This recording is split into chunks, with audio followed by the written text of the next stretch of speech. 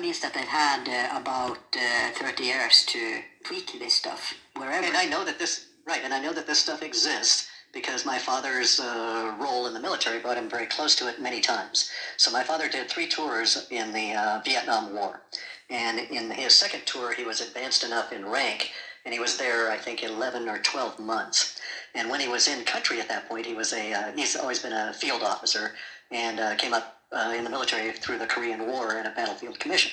And so, the military likes guys like him, and they let him be in charge of a couple of different projects. One of the projects that he was in charge of at the time was this technology that they introduced into Vietnam that almost brought the war to a standstill. Wow. And this technology was a night vision goggle. But it's not night vision as we have it now, okay? Because the night vision goggle was done in the red spectrum. And so when my father came back from Vietnam... You mean infrared or...? No, I'll explain. Ordinary red. No, ordinary red, okay. So instead of seeing... When you look at a night vision goggles now, you see green.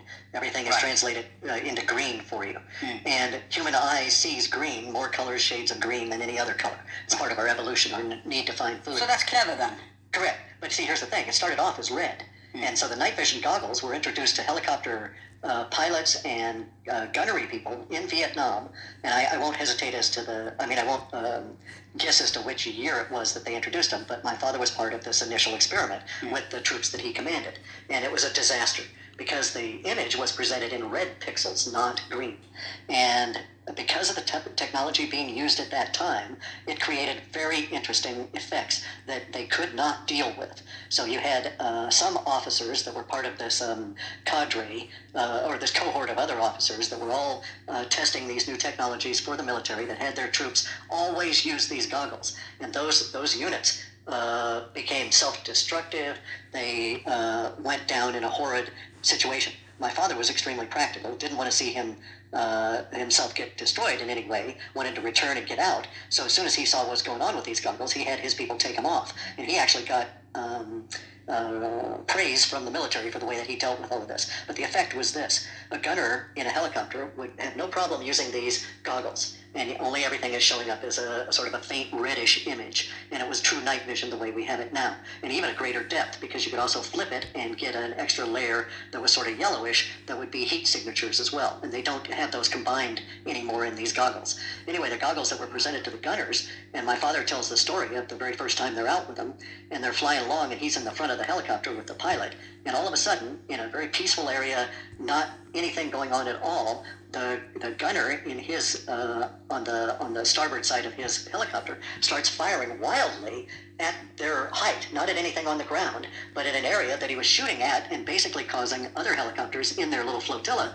to have to react. And my father goes on back to the gunner, basically demanding, "What the hell, dude? What are you shooting at?" And the kid is just sweating profusely, and his eyes are just dilated beyond belief. And my dad thought he was dealing with another heroin addict, but this was before it had gotten really bad in Vietnam, and the kid was not exhibiting those kind of symptoms. He was reacting to what he had seen. And he's describing to my father that he was shooting at these basically flying demons that were flying alongside the helicopter. And he knew they were coming to get him because they were gesturing at him and they could see him. And so he reacted, and he started shooting his Bren gun, big 50 caliber slugs at these things, right? And they were flying along right next to the helicopter, so he's firing out directly from the helicopter, and there are other helicopters in the vicinity, so it caused all kinds of problems. And this goes on repeatedly, week after week after week. Every time they try and use these night vision goggles, at some point they encounter monsters, true monsters. Now, officers had been told not to wear these. Okay, the pilots were told not to wear them. And his eyes are just dilated beyond belief. And my dad thought he was dealing with another heroin addict, but this was before it had gotten really bad in Vietnam, and the kid was not exhibiting those kind of symptoms. He was reacting to what he had seen. And he's describing to my father that he was shooting at these basically flying demons that were flying alongside the helicopter. And he knew they were coming to get him because they were gesturing at him and they could see him. And so he reacted, and he started shooting his Bren gun, big 50 caliber slugs at these things, right? And they were flying along right next to the helicopter, so he's firing out directly from the helicopter, and there are other helicopters in the vicinity, so it caused all kinds of problems. And this goes on repeatedly, week after week after week. Every time they try and use these these night vision goggles, at some point they encounter monsters, true monsters. Now, officers had been told not to wear these. Okay, the pilots were told not to wear them. But my dad put them on to see what the hell was going on, and to hear him describe it, it was like being in the worst kind of a demonic gothic hell. Jeez. That you'd look out at the tops of trees and you'd see these creatures with big wings and claws and everything come flying off of the tops of the trees. But you take the goggles off and there's not even a disturbance in the fog above the canopy of the trees, right? They're perceiving into an aspect of consciousness. Correct. Another dimension. And it was tied to the red image. As soon as they went to green, all of this kind of stuff disappeared. Of course. And we don't have time. Yeah, I know. Me, studying Pythagoreanism and vibrations, we could speak a lot about this, but let's not even go there. But one question, are these connected to the modern night vision goggles people used to see UFOs? Correct. Third generation or whatever they're called. Is this the same technology? It's the same technology, it's just that the translation is done through a different phase alignment, and we're not seeing everything that the goggles could show you. And they don't connect it to heat signatures either, right? Organic. They don't do that, and then they also don't do it with a red display. Now, the red aspect of it is interesting because the green display comes from electrons, not photons, okay? And it comes from an electron transmission. Presumably, they were still doing electron transmission, they were just turning it into a red filter. Worked as a medical electrician at St. Thomas Hospital, London from 1879 to 1893. As you could probably guess from the term medical electrician, he specialized in electrotherapy. He was an MD, BA, and an MB. Kilner attended Cambridge University in England, and by 1833 he was a member of the Royal College of Physicians. His writings covered a wide variety of topics, but the one we're focusing on today is his book, The Human Atmosphere. This book suggests there is an aura or colorful fringe or outline on each human, and that the color of that fringe can help indicate the mood or wellness of the subject. In the book, Kilner describes how to make the aura visible to anyone, even the untrained neophyte. He does this by placing Dicyanin dye between two panes of glass and hermetically sealing it. So let's just pause here for a second and think about the term hermetically sealed. I'm sure by now all of us have heard of the Greek figure Hermes Trismegistus, but what does that have to do with sealing?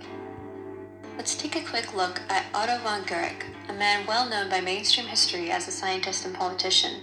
His work largely focused on atmospheric pressure, electrostatics, and of course vacuums. It was his invention of the Magdeburg hemispheres that seemed to have popularized the term hermetically sealed.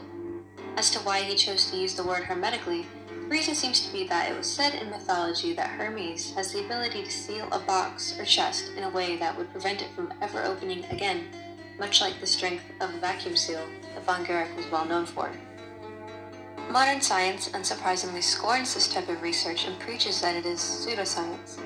But there is no way to test this for oneself, as mysteriously, the dye in which this experiment uses is very difficult to get hold of. In the experiments, the researchers would view the subject through the screen in the daylight with the dye sealed inside the glass. In his book, Human Atmosphere, Walter explains how he came about finding the dye and explains in detail the different portions of the aura. In order to make this work, two screens are necessary, one containing a solution of spectoranine, an alcohol, and a second less dilute.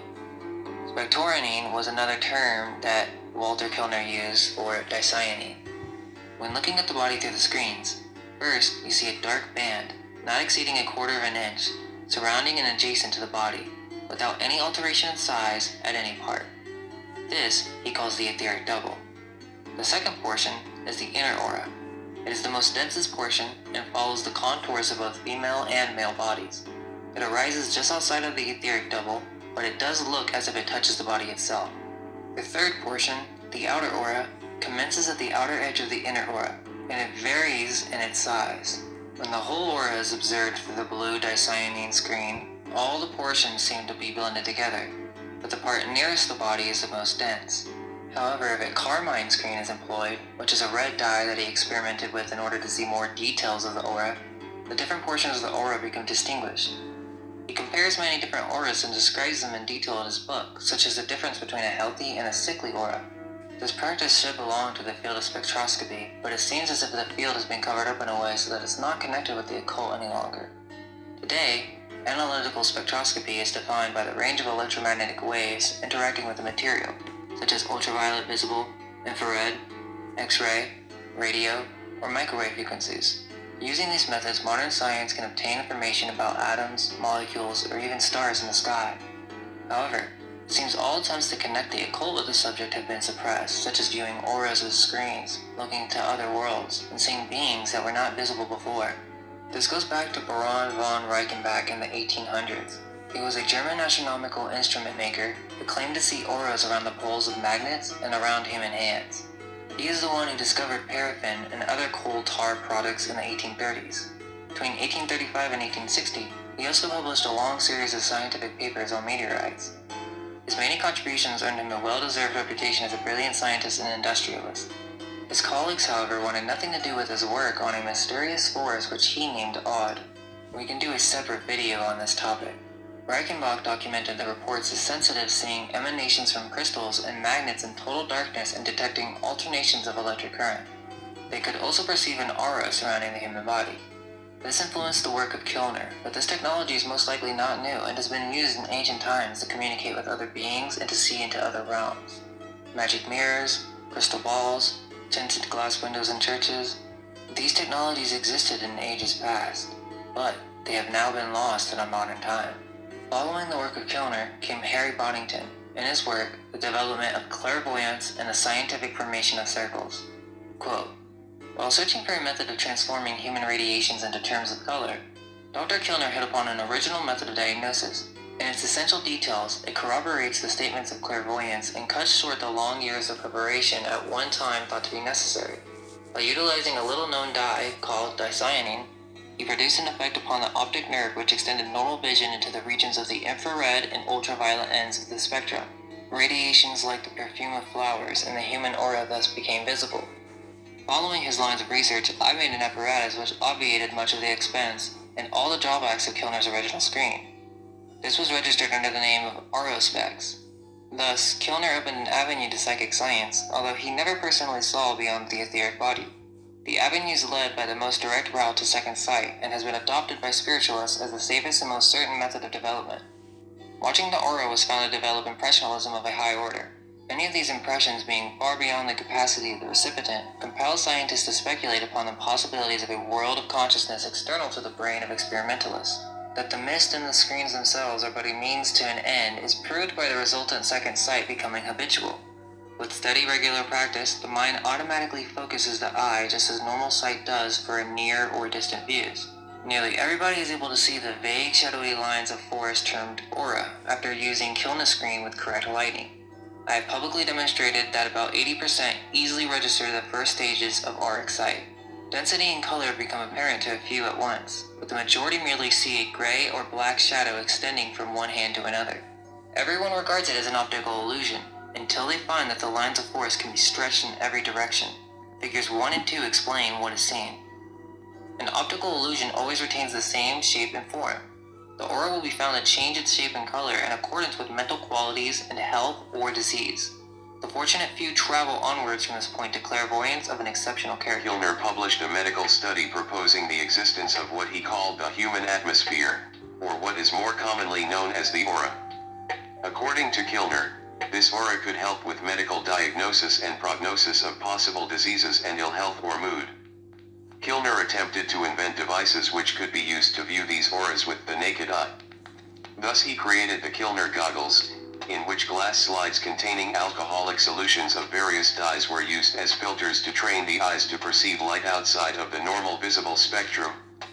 According to him, after the eyes had been trained, one could simply dispense the goggles and view the electromagnetic spectrum with the naked eye. He did not recommend merely viewing the subject through these lenses, as many online now claim. Dr. Kilner wrote a book detailing his studies of the human aura in which he claimed to be able to diagnose a number of diseases and disorders by visualizing this quote-unquote auric activity. He also details instructions on how to construct and use similar goggles to view the human aura. Curiously enough, according to the text, the original copies of the book used to come with Dicyanin cells for use by the reader. Other than excerpt in the book, though, no copies or records of these cells have been found. The dyes that he recommends using are extremely scarce and sometimes toxic chemicals, Dicyanin included. Although a few replacements have been historically suggested, we must first inquire about the details of this chemical and whether its effects can be replicated. Dicyanin A, the actual dye used in these goggles, is in itself toxic to humans. A few chemistry companies sell it online at around $200 per gram, which is decently expensive even for research chemicals of the type.